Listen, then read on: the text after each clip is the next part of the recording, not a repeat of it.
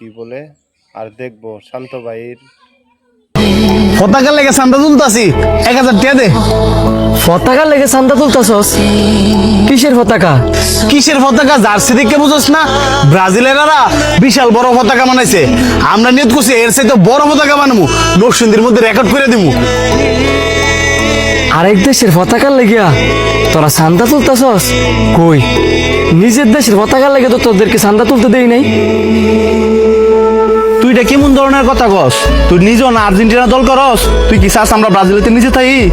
এনে নিচে উপরের কিছু নাই, আমি কিন্তু ওই দেশটারে সাপোর্ট করি না। খেলা দেখি ভাল লাগে, এই কারণে ওই দলটারে সাপোর্ট করি।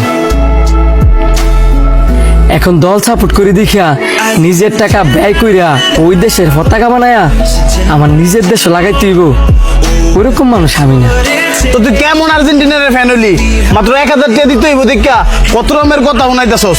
আম করে দেখছস এক একজনে 2000 টাকা করে দিছি। একজনে 2000 টাকা করে দিতেছস?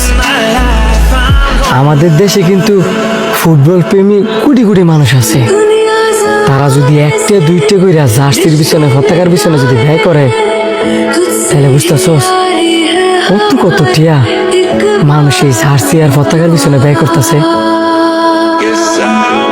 আমি জানি মানুষ ফুটবলটা ভালোবাসে দেখিয়া ওই ভালোবাসার টানে এই টাকাগুলো ব্যয় করে, কিন্তু দেখ খেলা শেষ, এই পতাকার মানুষ এই সেম টাকাগুলা আমরা অপচয় না কইরা পতাকার পিছনে ব্যয় না কইরা আমরা যদি গরিব দুঃখী মানুষের পিছনে ব্যয় করতাম, এই প্রতিদিন আমরা পৃথিবীতে পাই যেতাম, আখেরাতে পাইতাম।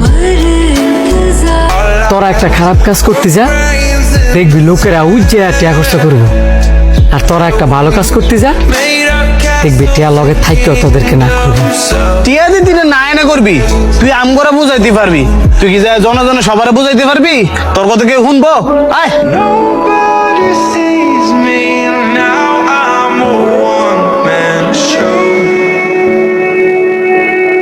বাবারা, আজকে সারাদিন আমি কোনো কাজ পাই নাই, আমারে কয়টা টেহা দিবা?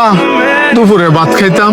কাকা মন মেজাজ এমনি খারাপ আছে, আর এনো যা টিয়া আছে এটা সব আমাকে হিসাবের। সরেন।